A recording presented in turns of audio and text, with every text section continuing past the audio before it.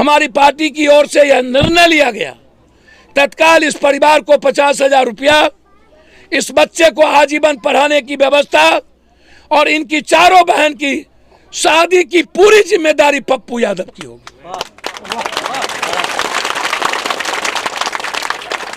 ये जहां तक तालीम करेंगे मंथली, मेरे पार्टी के अकाउंट से जाएगा।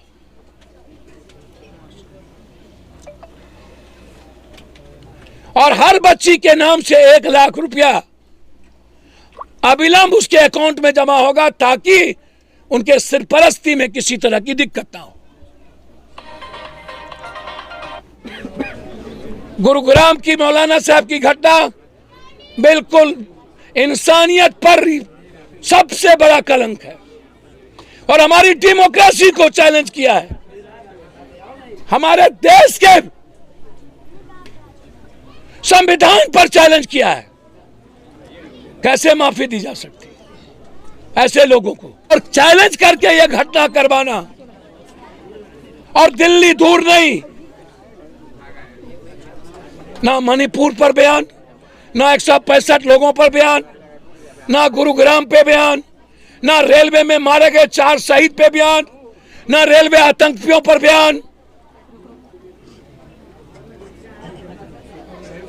बाप रे बाप, मुझे डर है ये चुनाव के 3-4 महीना पहले कोई ऐसी घटना ना करा दे।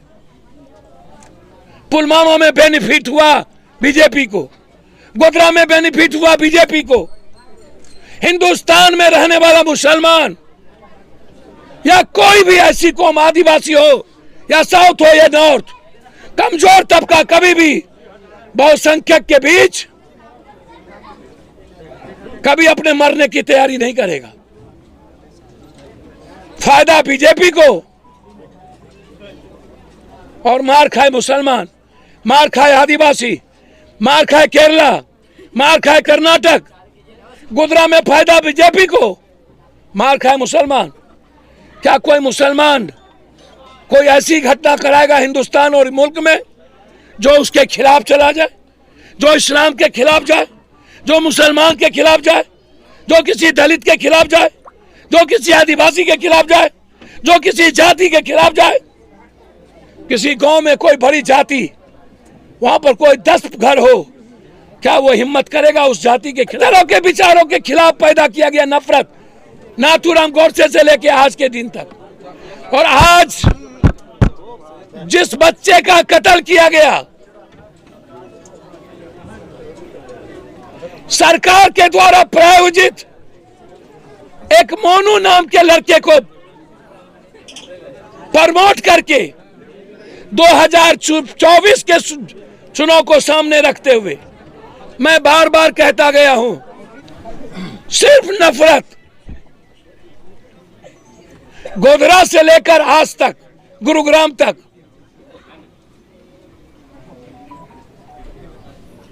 यह आतंकी हमला है। ट्रेन में एक आतंकी सिपाही ने, जिसको इन्होंने जहर पैदा किया, उन्होंने 4 लोगों को गोली मार दी। परसों मैं वहां भी था। राजस्थान के 3 लोगों को गोली मारा। यह उपलब्धि है एनडीए सरकार की और आरएसएस की। आरएसएस ने सबसे बड़ी उपलब्धि कब पैदा की? जब हिंदुस्तान के गांधी को गोली मारा गया था। आरएसएस की सबसे बड़ी उपलब्धि थी नाथूराम गोडसे। और उस उपलब्धि के बाद लगातार आरएसएस अपने मानसिकता में सफल होते गए और उन्होंने हमारे कुछ फौज, कुछ सिपाही, कुछ जवान और कुछ लोगों के भीतर जाति, धर्म, भाषा, विचार, हर तरह के विचारों के खिलाफ नफरत पैदा किया गया हिंदुस्तान में। आज को इतना जहर पैदा किया कि मणिपुर की भीड़ ने 15 साल की लड़कियों को नंगा करके एक ट्वीट पीएम का नहीं जाता है, एक ट्वीट एक बार भी पीएम और गृह मंत्री मणिपुर नहीं जाता है। और बलात्कार की घटना पर एनडीए के मुख्यमंत्री कहते हैं ऐसी घटना सैकड़ों हो चुकी है, और पीएम कहते हैं ये लॉ एंड ऑर्डर का प्रॉब्लम है। सर्वोच्च न्यायालय भी इनके लिए कोई मतलब नहीं रह गया। संविधान मतलब नहीं, प्रेम मतलब नहीं, इंसानियत मतलब नहीं, संस्कृति मतलब नहीं, अध्यात्म मतलब नहीं, मानवता मतलब नहीं, किसान मतलब नहीं, महिलाएं मतलब नहीं, खिलाड़ी मतलब नहीं, गरीब मतलब नहीं, रोजगार मतलब नहीं, महंगाई मतलब नहीं, राइट ऑफ वर्क मतलब नहीं, राइट ऑफ एजुकेशन मतलब नहीं, राइट ऑफ वेल्थ मतलब नहीं, राइट ऑफ हेल्थ मतलब नहीं, राइट ऑफ ह्यूमनिटी मतलब नहीं, राइट ऑफ जस्टिस मतलब नहीं। कंप्लीट नफरत, सिर्फ नफरत। इनका आधार ही नफरत का था हिंदुस्तान में आने का। गोधरा से लेके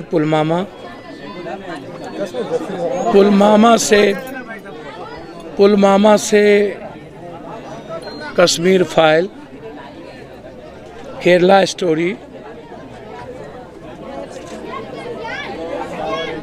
आदि पुरुष, बजरंगबली,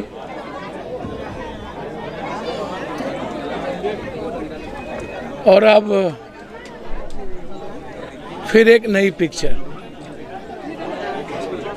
9 सालों में हिंदुस्तान के 140 करोड़ लोगों की जीवन की तरक्की पर कोई काम नहीं, रोजगार पर कोई काम नहीं,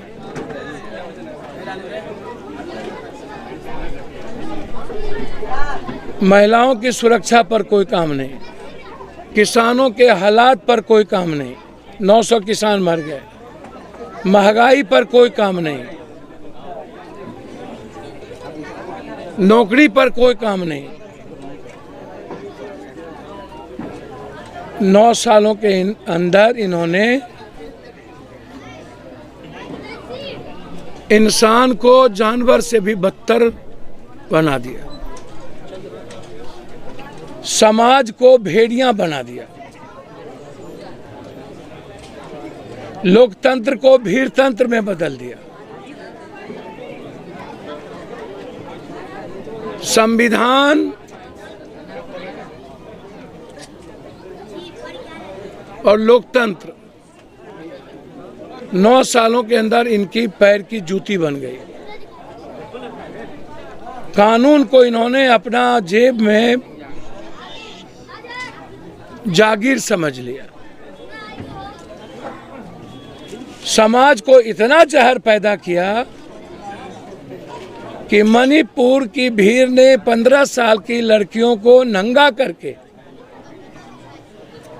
1.5 घंटे तक समाज के द्वारा लगातार इंटरनल पार्ट को छेड़ना और समाज के सामने बलात्कार की बारी बारी से घटना। वहां भी अल्पसंख्यक थे, आदिवासी कमजोर तबके के लोग। ये पूरी मणिपुर की नफरत की लकीर 3 महीने से 165 लोगों का कत्ल हुआ। पूरा का पूरा मणिपुर और उस इलाके को बांट दिया गया।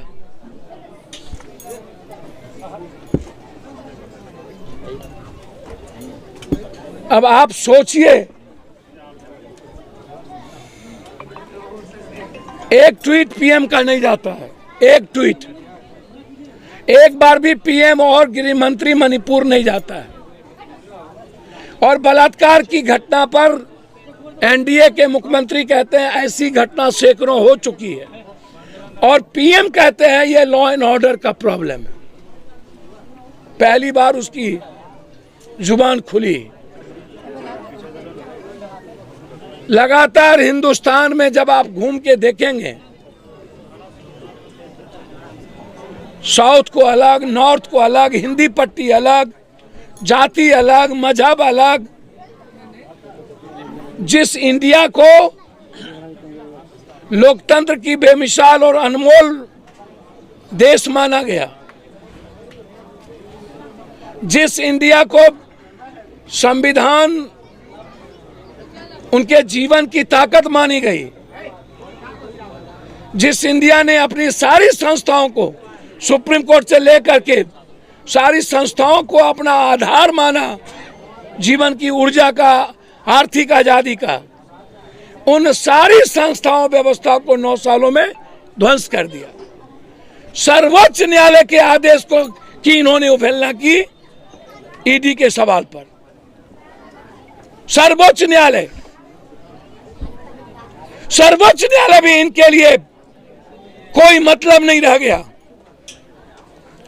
संविधान मतलब नहीं, प्रेम मतलब नहीं, इंसानियत मतलब नहीं, संस्कृति मतलब नहीं, अध्यात्म मतलब नहीं, मानवता मतलब नहीं, किसान मतलब नहीं, महिलाएं मतलब नहीं, खिलाड़ी मतलब नहीं, गरीब मतलब नहीं, रोजगार मतलब नहीं, महंगाई मतलब नहीं, राइट ऑफ वर्क मतलब नहीं, राइट ऑफ एजुकेशन मतलब नहीं, राइट ऑफ वेल्थ मतलब नहीं, राइट ऑफ हेल्थ मतलब नहीं, राइट ऑफ ह्यूमनिटी मतलब नहीं, राइट ऑफ जस्टिस मतलब नहीं। कंप्लीट नफरत, सिर्फ नफरत, सिर्फ नफरत। गोधरा से लेकर आज तक, गुरुग्राम तक,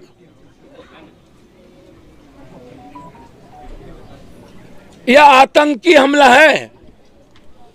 ट्रेन में एक आतंकी सिपाही ने, जिसको इन्होंने जहर पैदा किया, उन्होंने 4 लोगों को गोली मार दी। परसों मैं वहां भी था।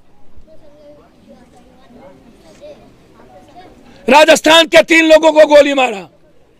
यह उपलब्धि है एनडीए सरकार की और आरएसएस की। आरएसएस ने सबसे बड़ी उपलब्धि कब पैदा की? जब हिंदुस्तान के गांधी को गोली मारा गया था। आरएसएस की सबसे बड़ी उपलब्धि थी नाथूराम गोडसे। और उस उपलब्धि के बाद लगातार आरएसएस अपने मानसिकता में सफल होते गए और उन्होंने हमारे कुछ फौज, कुछ सिपाही, कुछ जवान और कुछ लोगों के भीतर जाति, धर्म, भाषा, विचार, हर तरह के विचारों के खिलाफ नफरत पैदा किया गया हिंदुस्तान में।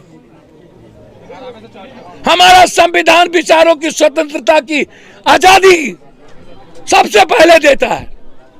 हर तरह के विचारों के खिलाफ पैदा किया गया नफरत, नाथूराम गोडसे से लेकर आज के दिन तक। और आज जिस बच्चे का कत्ल किया गया, सरकार के द्वारा प्रायोजित एक मोनू नाम के लड़के को प्रमोट करके 2024 के चुनाव को सामने रखते हुए मैं बार बार कहता गया हूं और फिर मैं आज आपको कह रहा हूं,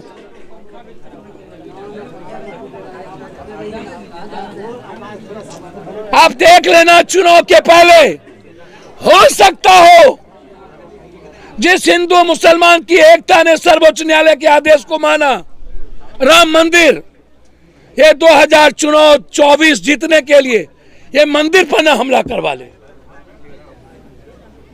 ये कोई भी साजिश रच सकता है 2024 में, क्योंकि इसको लोकतंत्र और संविधान को खत्म करना है।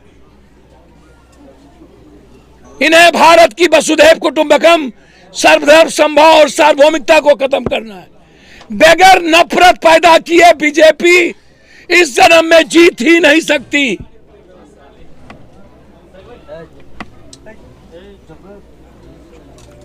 किसी भी कीमत पे नहीं।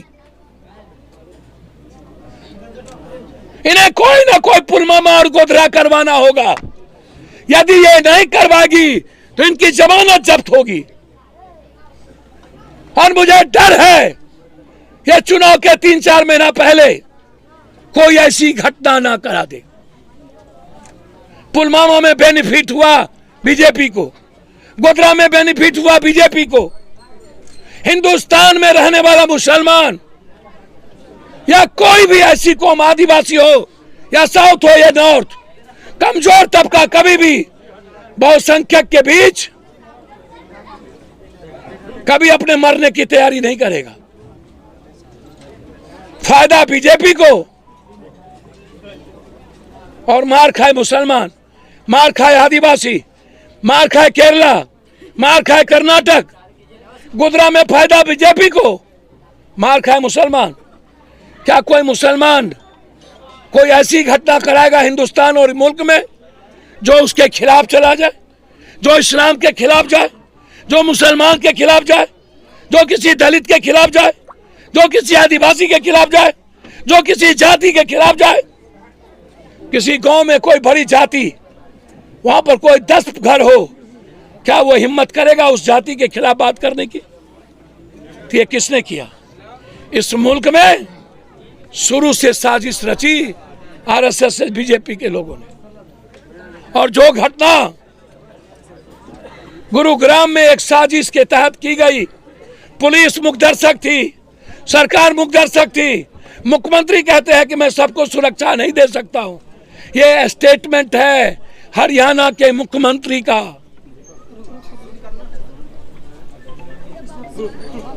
और चैलेंज करके यह घटना करवाना, और दिल्ली दूर नहीं, ना मणिपुर पर बयान, ना 165 लोगों पर बयान, ना गुरुग्राम पे बयान, ना रेलवे में मारे गए 4 शहीद पे बयान, ना रेलवे आतंकियों पर बयान। बाप रे बाप।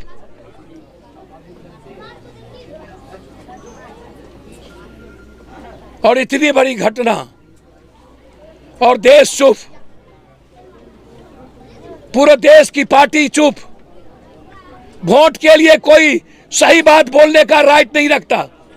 ये पार्टी वोट के कारण, ये जो सेकुलर पार्टी है बिहार और देश में, क्या कारण है कि अभी तक, मैं जानना चाहता हूं, बिहार में अभी 5 घटना घटी। गुरुग्राम की मौलाना साहब की घटना बिल्कुल इंसानियत पर सबसे बड़ा कलंक है और हमारी डेमोक्रेसी को चैलेंज किया है, हमारे देश के संविधान पर चैलेंज किया है। कैसे माफी दी जा सकती ऐसे लोगों को? उस पर चुप। ट्रेन में गोली, जाति धर्म पूछ के गोली मारा गया, तब चुप। मणिपुर में 15 साल बेटियों के सामूहिक समाज के सामने बलात्कार किए गए, किस समाज से उम्मीद करूं? तब चुप। 165 लोगों की मौत हुई, तब चुप। बिहार में गोली कांड में 3 लोग सोनू शाह से लेकर के मर गए, तब चुप। साहबगंज में गोलू की मारते मारते मार दी गई, तब चुप। क्या हमारी बिहार सरकार इन चारों घटना में 50-50 लाख रुपया की घोषणा करेंगे? क्या परिवार को एक नौकरी की मांग मैं करता हूं। मैं आदरणीय मुख्यमंत्री जी से आग्रह करूंगा,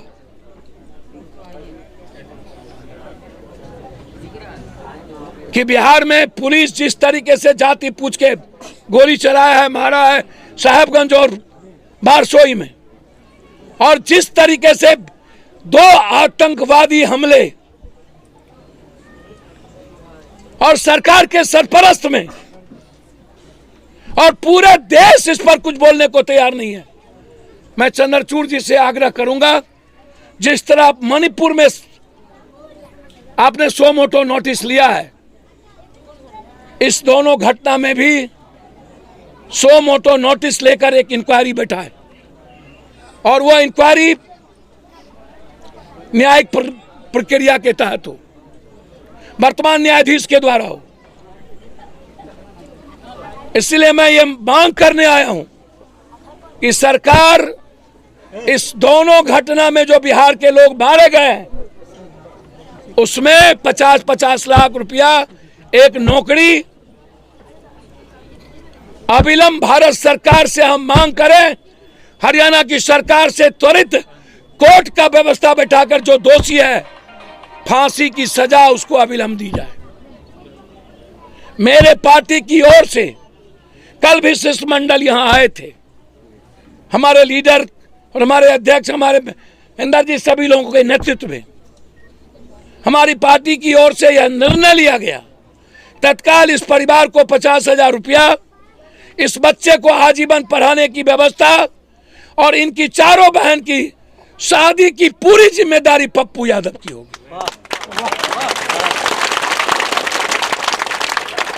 ये जहां तक तालीम करेंगे मंथली मेरे पार्टी के अकाउंट से जाएगा।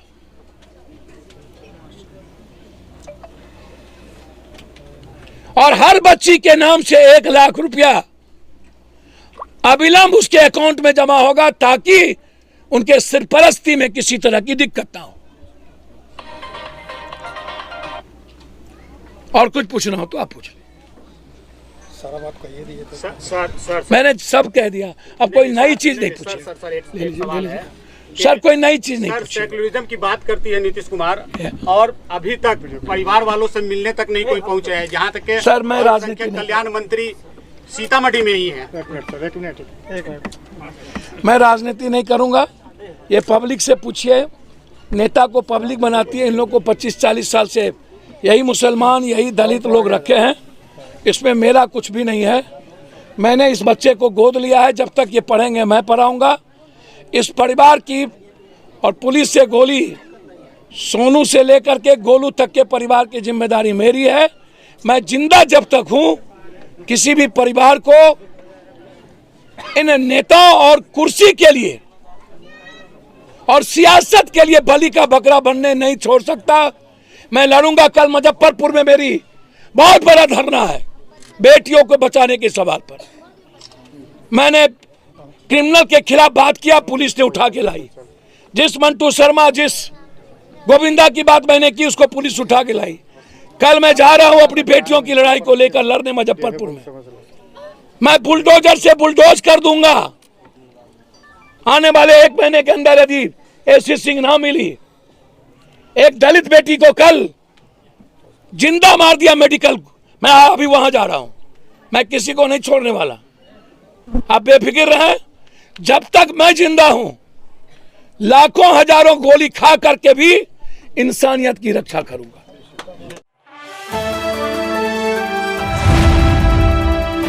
द इंडियन खबर, सच आपके सामने।